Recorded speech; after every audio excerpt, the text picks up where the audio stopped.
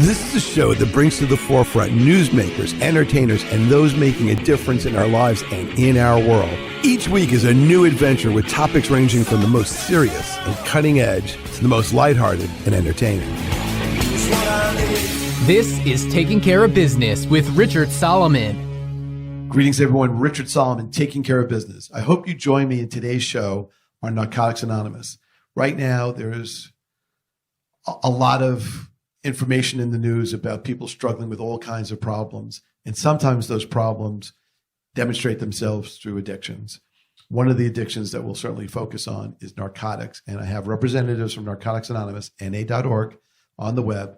And if you grab a pen, if you're driving, we'll make sure you get this on our YouTube channel, 516-827-9500. And we're going to get information out there for people who either know someone or directly involved or indirectly to help them get the help that they need. So I'd like to first thank the people who are on the line with me for being here, for volunteering their time, which is precious and special. And in pre-production, I actually learned some really important things, and we'll talk about a lot of that in today's show. So thank you guys for being with us today. Let's talk about. Thank you so much. Oh, it's important that we get this information out there. So thank you for volunteering. So what is Narcotics Anonymous? Well, I'll give you a little excerpt from one of our original pieces of literature. It was called the White Booklet before any of our present-day books were prepared. And simply stated, it says, NA is a nonprofit fellowship, a society of men and women for whom drugs had become a major problem. We meet regularly to help each other stay clean. We're not interested in what or how much you used, but only in what you want to do about your problem and how we can help. And I'll give you our message. Okay. NA is a message of hope and a promise of freedom that an addict, any addict, can stop the use of drugs, lose the desire to use drugs, and find a new way to live. And that new way to live is without the use of drugs. And millions of addicts all over the world are finding a new way to live. So I must ask, how do you guys define drugs? Because I've read, for example, that there's all kinds of things that could be categorized as drugs: sugar, caffeine, as well as illegal drugs, and then of course there's prescription drugs. Go ahead.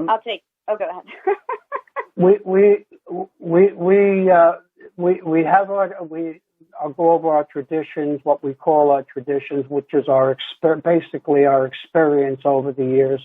We are a program of complete abstinence from all drugs, and we also define alcohol as being a drug, any mood or mind-altering chemical. We're a program of complete abstinence, and that we don't necessarily we focus on once again for men and women for whom drugs had become a major problem.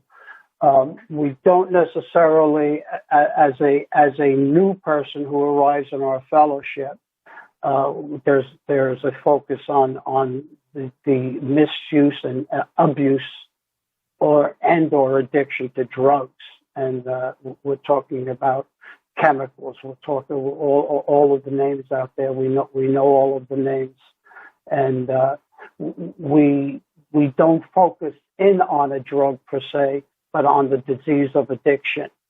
And there may be other underlying problems with addiction that a person might have, whether it be food, whether it be gambling, those items. But our focus is on recovery from drug addiction, as stated in the excerpt from the booklet that I read.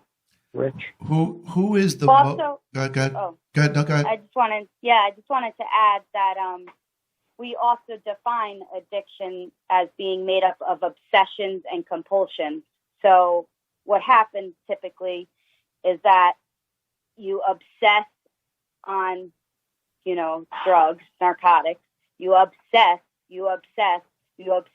and then you have to compulsively use them. Compulsively use. So obsession and compulsion is what addiction is made up on.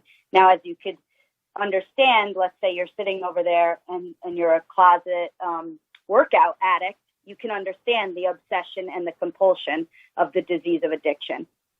Okay. Right, Rich? Okay.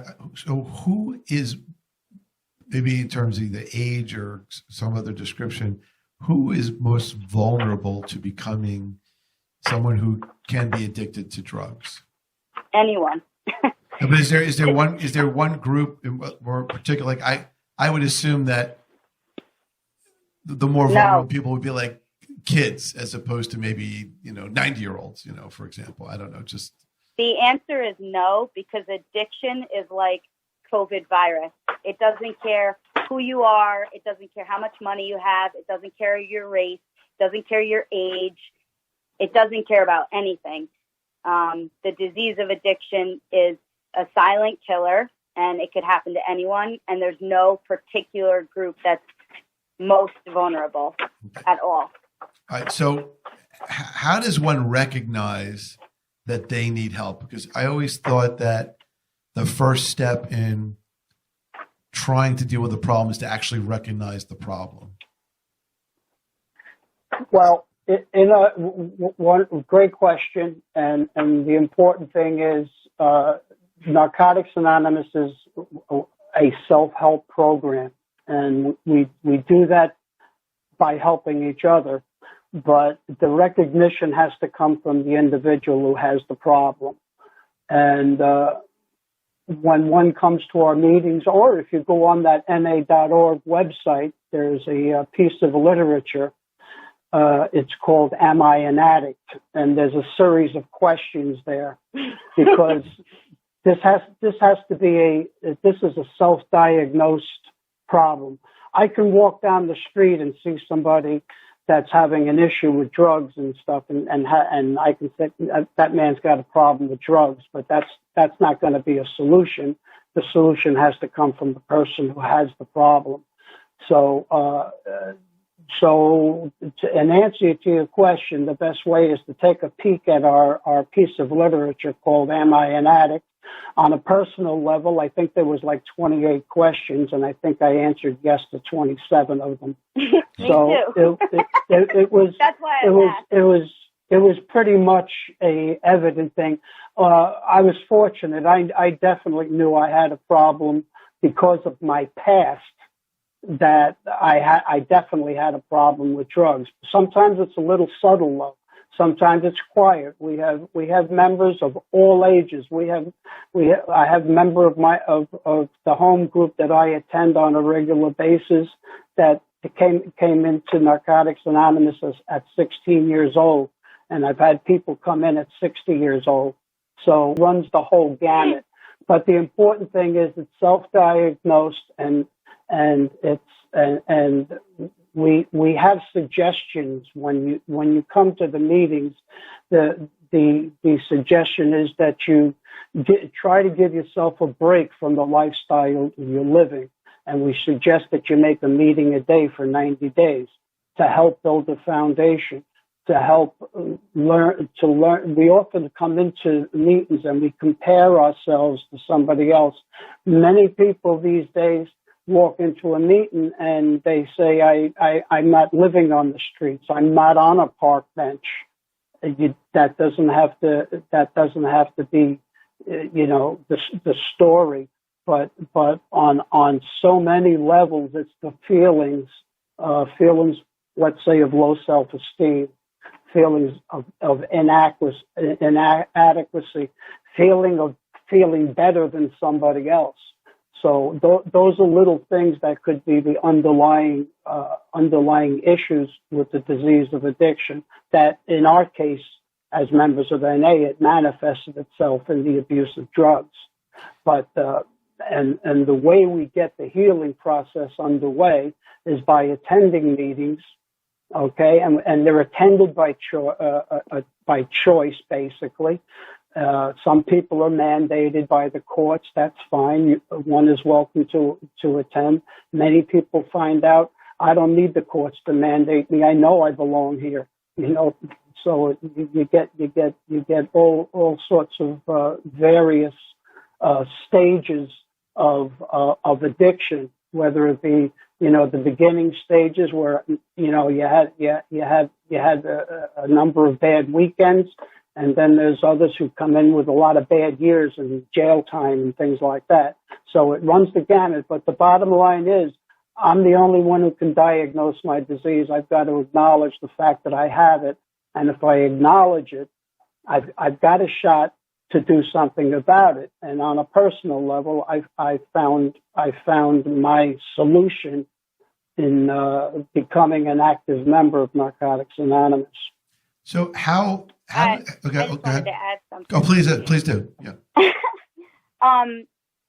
That is a great question. And typically, Rich, the addict is the last to know. And I know that sounds cliche, but it is so true a lot of times. The addict is the last to know because the disease of addiction, it puts you in this bubble, a bubble of denial. Typically, you're lying and you lie so much that you don't even know that you're lying. So how would you even know? The disease of addiction is cunning, baffling, and insidious. It's literally lies. It lies to yourself, so you don't have any recognition of what the truth is. But most members have something called a moment of clarity, and that moment of clarity is some type of intervene. Sometimes it's like the other guest said. Sometimes it's like going to jail and then coming out, or like, there's like a clear picture. Sometimes it's like losing all your friends or losing your job, or sometimes, so I'm just throwing out some different synopsis if there's someone listening and they're feeling like this. Also, the other guest talked about the feelings. Like, it's important to understand that addicts, they could be in a room full of people, and if they're suffering with the disease of addiction and it's an active disease, they'll feel alone. They won't feel that connection to people. It's a very lonely disease. It's a disease of isolation. And you can see how this disease, stops you from being your best self, because you can't be a great person if you're all these things. And this is all because of the drugs, and then because of the actual disease. It stemmed from finally stopping the use of drugs to kind of get into like what the underlying issues are. So to what extent does something like nicotine be a factor? Because nicotine is a drug. It is, it's not considered by many people to be sort of like a mind-altering drug. But is that something that if someone had a nicotine addiction, would they afford themselves the opportunity to go to Narcotics Anonymous? Richard, once again, I don't want to, get with the whole thing. Our focus is on drugs, and we're talking about mood and mind altering chemicals. And as a previous smoker, and what I don't know what the Surgeon General defines it as, but the focus on Narcotics Anonymous is mind and mood altering chemicals does not necessarily focus in on that. I will only tell you my personal experience, and that when I stayed clean for a while and worked the program of recovery, which is a spiritual path of non-religious. It's non-religious. We're not a religious program, but of a spiritual ethics, if you will. When I got myself away from the drugs, eventually I stopped smoking because I felt I would be a better person and healthier for it. But once again, the disclaimer is that's not what Narcotics Anonymous is. We're here to help those who have a problem with drugs, and I say, when we say drugs, we mean mood and mind altering chemicals, including alcohol, drug replacement therapies, opioids, et cetera, et cetera. Those are the things that we focus on. We don't claim to be the stoppers of if you've got a problem with sugar. We talk about drugs. That's our focus in Narcotics Anonymous. We only have about 2 minutes in this segment, but would you say that the program is like an awakening? Definitely. Oh my Oh, God. yeah. It's an awakening of your spirit, because drugs takes hold of your spirit. It takes hold of everything that you have. It takes hold of everything that you that you love, that you care about, that you're supposed to be doing in this life. And it just grabs it and it chokes it. And Narcotics Anonymous, for many addicts that were dying, not even, they weren't living. They were barely surviving. They were dying. Narcotics Anonymous grabs a hold and brings love and nurturing and peace and harmony and caring and the ability to live without the use of drugs.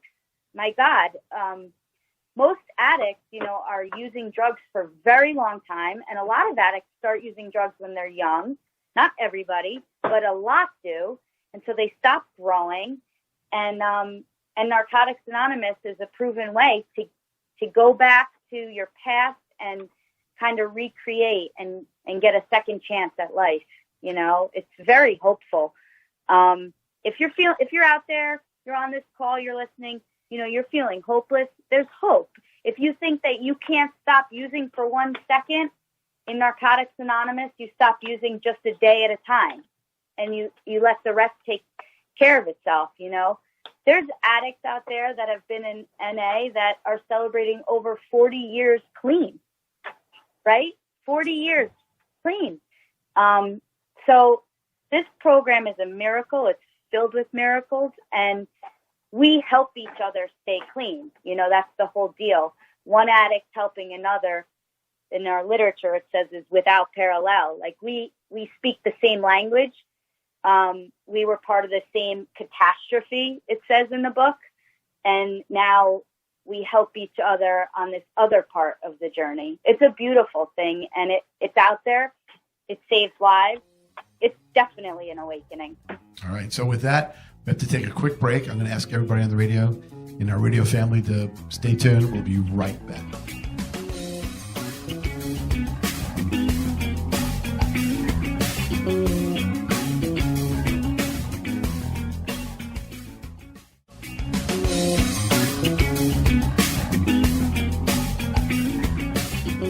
Welcome back. Richard Solomon, Taking Care of Business. We are with some people from Narcotics Anonymous, na.org, 516-827-9500. That is a 24-hour phone number. It is not manned or answered all the time, but you can leave a message. I do understand that there are meetings all the time. We'll talk about that in a second. I guess just for point of clarification, our guests don't speak for the organization. They just want to share the organization's information, because during this epidemic, there's been such a demand for help of all kinds. We've run on our station so many different shows on so many different topics that it was important to include this topic as well. Is that a fair statement? Definitely. All right. Does anybody want to add to that? No. Okay. No. Then I did a good job. All right. So now we got the business out of the way. Let's go to the idea of community. What I kind of sensed from our last series of questions is that what NA helps you do is to awaken your spirit to be free from the shackles that suppress you. And I guess it gives you a community of healing. You want to talk about that community? Yeah, I'll start. Okay. So definitely, I think, when you're in drug addiction, you also have a community. You're using drugs with people. You're going to places to use drugs. And, your common theme is the things you do and the things you use. That's basically all, that's your community. But getting clean is about staying away from the people, places, and things that brought you to active addiction. And Narcotics Anonymous gives you a place to go instead. So you can go there and you can make meetings. You go there and you form a support group. You go there and you get a sponsor. That's someone who's going to guide you in the program. The support group are just like the start of usually like long-term friendships. And then in Narcotics Anonymous, it is about the meetings, and it is about the literature, and it is about, it's a 12-step fellowship. So it is about doing step work, which is the real guts and glory of the healing process. But it's also got fun things to do. Like in Narcotics Anonymous, there's dances, and there's like people go bowling together, and there's different outings. Like every year, Nassau County puts on a big thing at Adventureland. They literally closed down the entire Adventureland, and it's just us, a bunch of addicts running around, on these rides. It's real fun. It's important that people know that, there's, that it's not just, whatever they think it may be. And it's important because what I need you guys to do in this show is shed light on the mysteries that, that surround this, because there's no real information out there for people to find. So it's up to all of us, I guess, me to sort of be the conduit for asking the questions and for you guys to shed the light on this. Now, one thing that we were talking about in pre-production is that there are virtual meetings now. Let's talk about that, because I'm sure with the current health situation, people are concerned about going physically to a meeting. So if anybody wants to talk about that, let's talk about that. Well, Rich, first of all, just bring it back to the norm. I mean, let's bring it back to Nassau, and wherever the listener is, they can just they get the idea, whether it be Suffolk, New York City in general, or Los Angeles, California. Narcotics Anonymous is in your community. We have regularly scheduled meetings. If you were to call that number, for instance, the 516 number, we'd be happy to supply you with some meeting information. So in your normal pre-pandemic world, we have meetings 7 days a week, all over the towns, the North Shore, the South Shore, the Eastern Queens, Eastern Long Island, Western Long Island. So we're all over. But guess what? Come March 12th of this year, or whatever it was, it hit the fan, and we had to start going into lockdown, and the meetings went into lockdown, and some very there was some semblance of a few virtual meetings available through the NA.org website that you could get access to. Some people who had special needs or were in very remote places accessed some of those meetings, but obviously. We're very creative people. Not that we corner the market on being creative, but where there's a will, there's a way. And when you want to seek recovery, there's a way. And some fellow members of NA got together, and before you know it, within a week's time, there was meetings available. Virtual meetings available, and once again, you can access them through the website. They're accessible. It's public information, and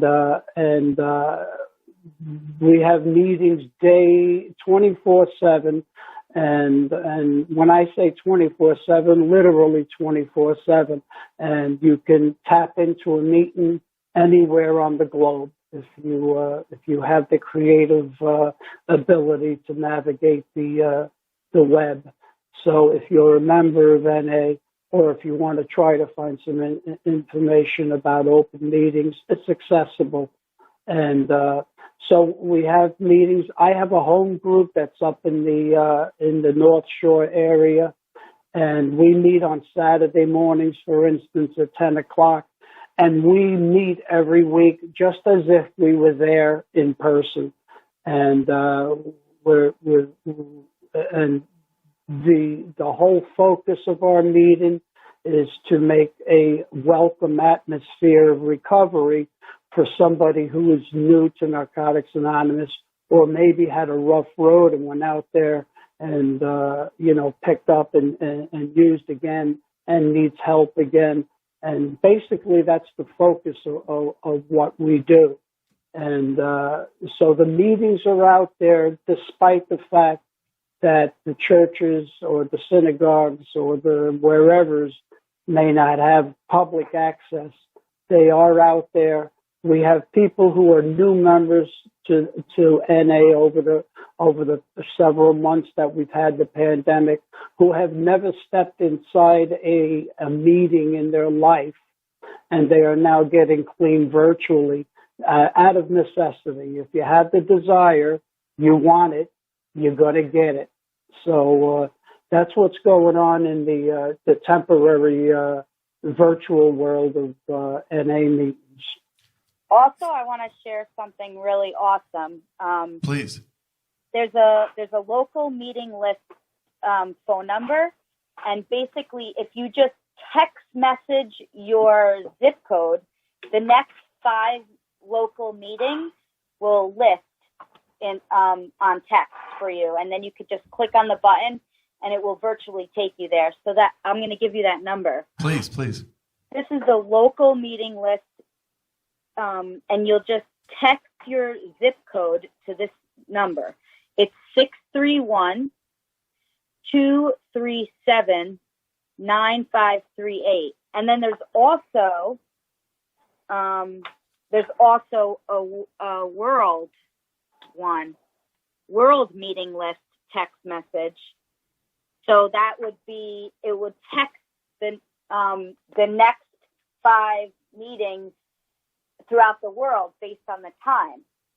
So that number is 833-716-0080. If I were to go to a meeting.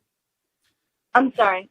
What did you say? If I were to go to a meeting in Nassau County, but because it's, 2 a.m, would I find the format the same anywhere else, like England, Australia, New Zealand, Canada? Is it fairly uniform, or is it more? Yes. Or is it more specific to the locale? No. So all the meetings will have basically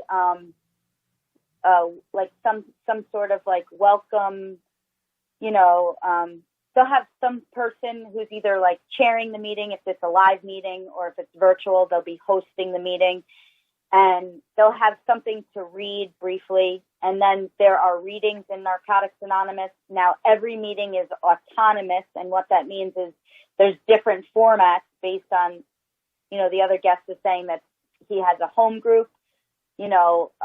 Other members have different home groups, so like their setup's going to be different, but they'll pick pretty much, whatever readings they want to read. Then people from the floor will get to read it. And then whatever kinds of meetings there are. So there's different kinds of meetings. So there's speaker meetings where like there's someone who comes and shares their story, and then they have sharing from the floor after that. Then there's step meetings where like they'll read the step out of the book, and maybe they'll have a speaker share on that, or maybe they'll just read the step and then everybody shares. So that's like another different kind of format. Then there's so that would be considered like a literature meeting. Then there's another type of literature meeting where Narcotics Anonymous has several pamphlets. It has different types of literature. So it has like a daily meditation book, it has all different kinds of things. Then meetings have traditions, this is like all, Narcotics Anonymous wording, but you get the gist. There's all different types of meetings, but they'll all be run similar. There's usually either someone speaking or something being read, and then the members get a chance to share.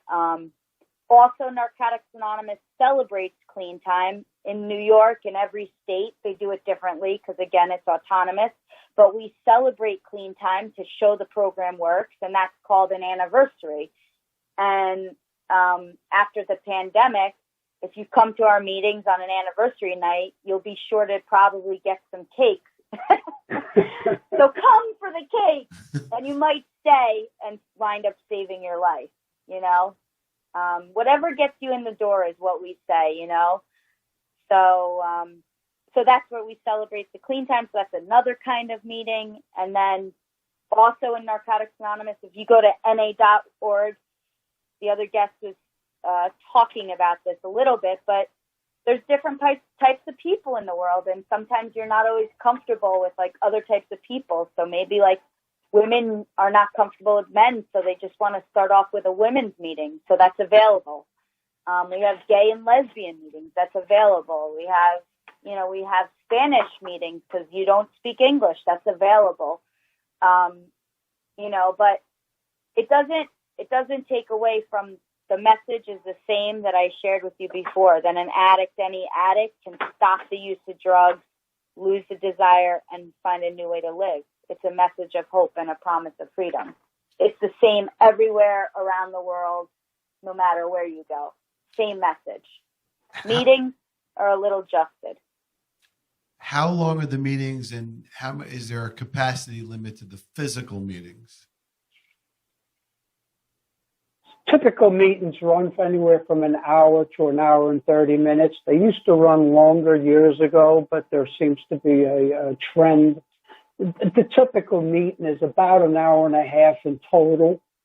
The typical atmosphere is like we often make a pot of coffee for the meeting, so you can come in and relax and feel at home, so to speak. That's the general time frame is about an hour and a half, and that's a general statement. There is one important disclaimer, though, Rich, being that your show will go on the air.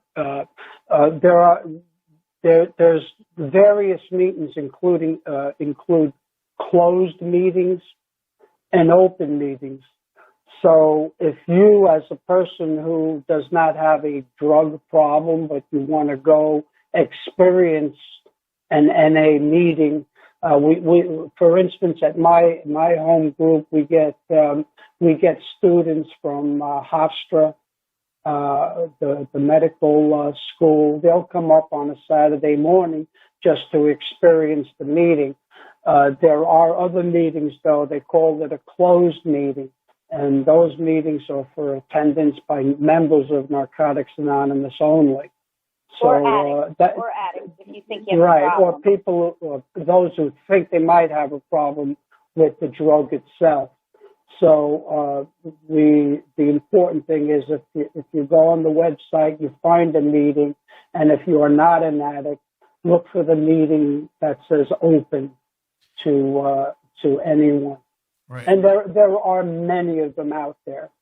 And I assume the open meetings are for, everything from lawyers and physicians and counselors and people who may be parents to kind of start a process of learning. Well, sure. My home group, for instance, is an open meeting, which means, and like I mentioned, the students sometimes come up from the nursing school or whomever. If someone has a family member, they're welcome to come in and sit and observe the meeting. We ask that they don't speak at the meeting because we are there to help each other. We're a membership meeting. We're there to help each other stay clean. But we welcome anyone who wishes to experience what we are at a meeting for the hour and a half that we're there.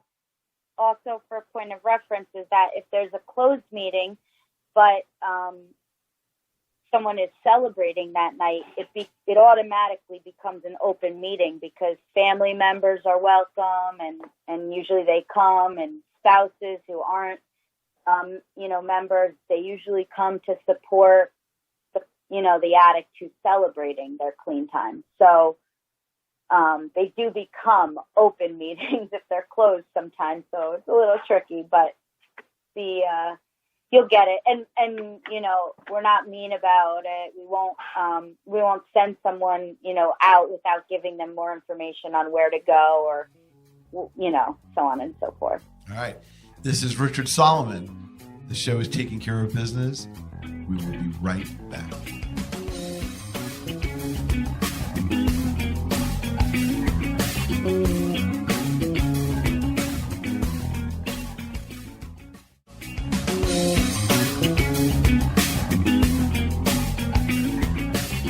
And we're back. Richard Solomon, Taking Care of Business. We are discussing the very important topic of narcotics addiction with a couple of people who know a little bit about Narcotics Anonymous. NA.org is the main website. The phone hotline is 516-827-9500. And if you want to be informed of the next local meetings, you're going to text your zip code to 631-237-9538. We'll put this all up on the web in our podcast description, in our YouTube description. And if you want the worldwide information for the next several meetings, 833-716-0080. Again, NA.org. I have some really great people who are sharing their time. And the world is made up of very special people who share their time to help others. And thank you. I try on the radio to bring voices forward, but I'm just sort of like, the driver of the bus. It's the passengers who really, get the stories out and get the information out to the people who listen. So with that, we don't have a lot of time, but let's talk about sort of the fun and good things. Without any specific stories or any specific, anything, have you witnessed transformations or have you heard of stories of transformations? That's an understatement, Rich. Well, I'm trying to keep it generic. So. Yeah, I mean, the transformation of what happens from an addict in the grips of addiction, and they come into NA and they start making meetings, they start working with a sponsor, they do service, meaning they show up and they help start the meetings and do chairs and all this stuff. They start to grow and grow and grow and learn about themselves. And addicts, their bodies change, they start to look healthy. They glow. They glow because they're moisturizing now with Narcotics Anonymous, literally, right? So they glow, they change. Again, we talked about the spiritual. So their spirit becomes alive. They have an awakening of the spirit. And there's a term in Narcotics Anonymous that a lot of addicts will say, it's beyond my wildest dreams, right? And when you first get to Narcotics Anonymous, you think, well, that sounds good, beyond my wildest dreams. You don't even know what your dreams are when you first get to Narcotics Anonymous. But it really happens. I mean, people get clean and they become lawyers, they become doctors, they become writers, they become a caretaker of a family member who they had a horrific relationship with, they become owners of businesses, they get degrees, they go back to school, they get a family, they get married, so many things. But the most important thing, the most important thing that these recovering addicts get is they get themselves back. They get to be themselves. They get to be authentic with themselves and others. You know, NA on the coin, it says we get to share and care with others the NA way. The way we're talking to you tonight, this is the NA way. This is how NA does it. Right. You know, we give what we have. What may be surprising to people, either as an addict or as a loved one of an addict, about the program? How awesome it is. Okay. Well, no, because to be honest, I don't know that people really know that the program really exists. And I've heard that there's pretty much a program every hour somewhere worldwide. And, you know, that's kind of a very impressive fact right there, that no matter where you are, there's pretty much, through the use of electronic means, access that maybe that wasn't available 30 years ago. People had much more. Are the tools better now for people because there's the internet, whereas maybe 30, 40, 50 years ago, it was maybe tougher to be connected, tougher to get information. There was no website all those years ago. I think you should talk about this.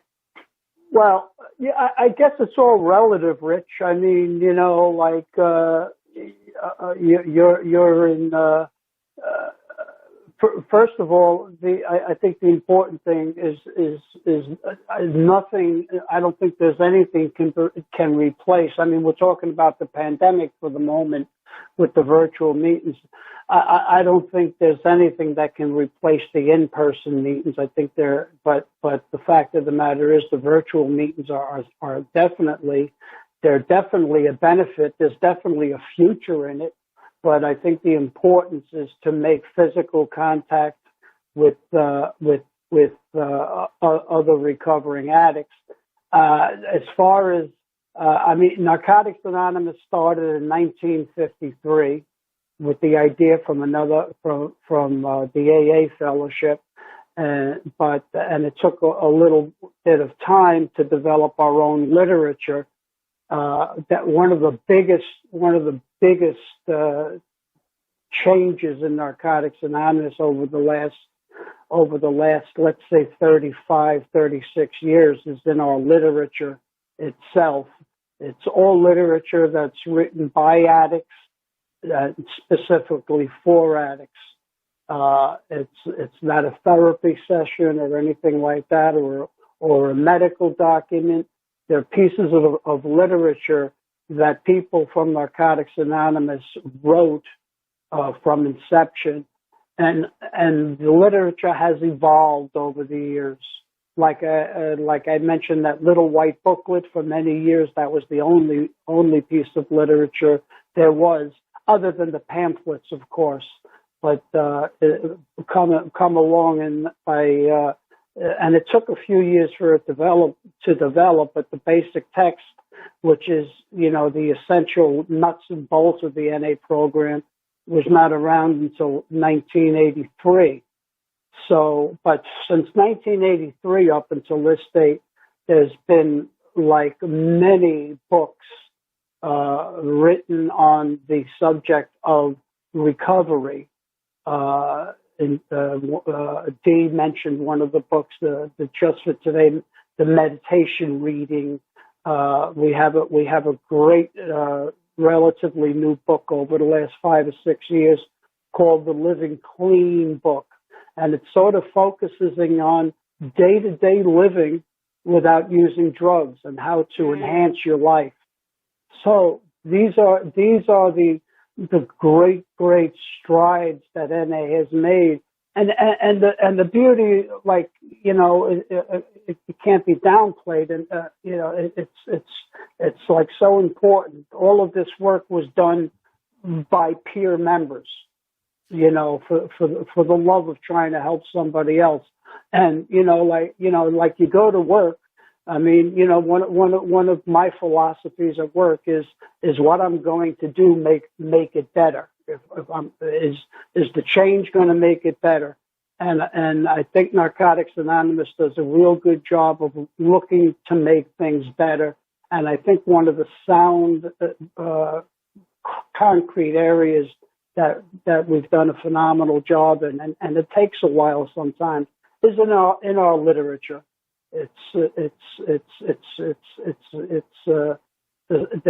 There's great stuff out there in terms of reading.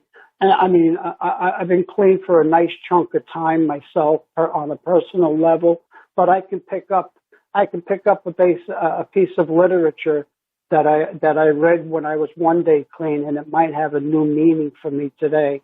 So it all depends on my desire for recovery, and it's been great. So I think that's a big place that we've made some great headway.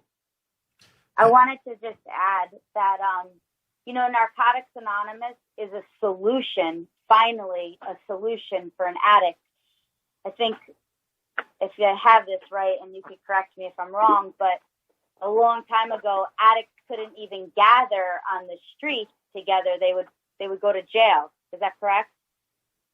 Well, in New York in particular, there was a major problem with that. We used to have a thing called the Rockefeller Law, and two felons were not permitted to gather together. That's true. So right. It took a long time for it to get the ball rolling, but once it got clean and clear, and especially in New York, things started really jumping with NA. Right. So from there to where we are now, Narcotics Anonymous is a solution for the using addict. It's a solution. It's a solution for, what seems hopeless, what seems like there's no way out. When you're in active addiction, all you think about is there's no way out. Maybe I should just kill myself. Hopefully the drugs will kill me. There's just no way out. But there is a solution. And I think one of the gems is that what we were talking about is that this type of thinking comes out of our members. Now our members who are getting clean and staying clean and recovering from the disease of addiction are solution-oriented people. And this is what this world needs. This world needs not diversity. It does need diversity, of course, but it needs unity, and the solution, and unity is in the solution, and solution is in the unity, if you get what I'm saying. I get. Well, you want everybody rowing in the same direction. Yep. Yeah. As opposed to everybody rowing against each other and you're not moving. Right. Yeah. So as a member of the media, I've attended either a library association or book expo or book con or things like that are conventions regarding books. And there have been different books written by semi-famous people or very famous people who talk about their addictions. I won't mention anybody by name, but they're out there, and they've talked about how either they overcame alcoholism, or cocaine, or other kinds of very bad drugs, and became successful. Do you guys ever hear stories about people who have read those books and that those books were inspirations for people to start the program? Or do people come more out of I need help and they get directed some other way into the program? We can't really say. I mean, we don't know every single addict story. So I would say we can't really say what made an addict, come to their first meeting, or who made them come to their first meeting, or why they're there. In that very first thing, it also really doesn't matter. We care about them staying, and we care about helping them with their problems, but wherever the inspiration comes, God bless it, because that was the divine intervention, whatever that inspiration was. That was from, some type of higher power that the program, believes in. And we believe that that's some type of divine intervention to bring you to where you need to be. And by the way, the main purpose of the recovering addict is to help another sick and suffering addict. So that's our purpose. So we get clean to stay clean for ourselves and our families and loved ones and all that jazz. But our main purpose with Narcotics Anonymous is to help the next sick and suffering addict, one day at a time. Stay clean just for today.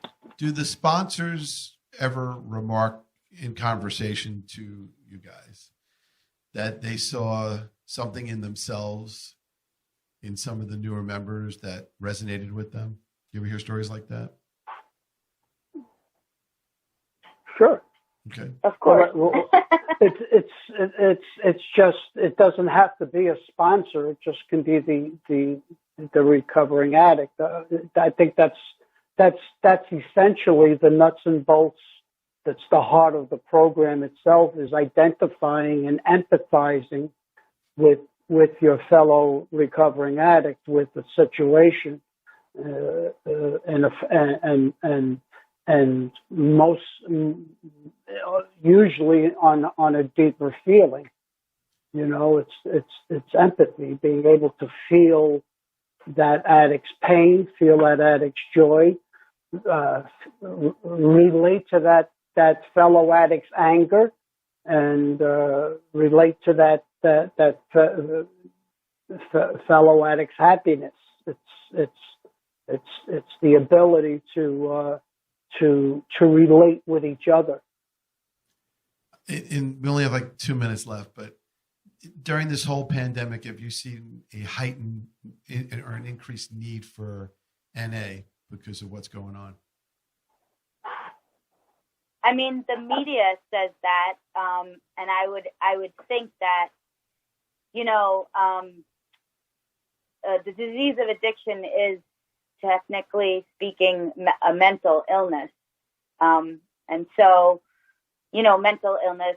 We don't have any authority on outside issues, but what I'm going to say is that what the media is saying is that mental illness is heightened. So I'm assuming that addiction is in that category. This is only an assumption. This is an opinion. You know, this is not the word of NA. So as an opinion, you know, maybe, but I think that in general, right now, the world has a huge epidemic, you know, stemming in different forms of drug use, but drugs has always been a problem.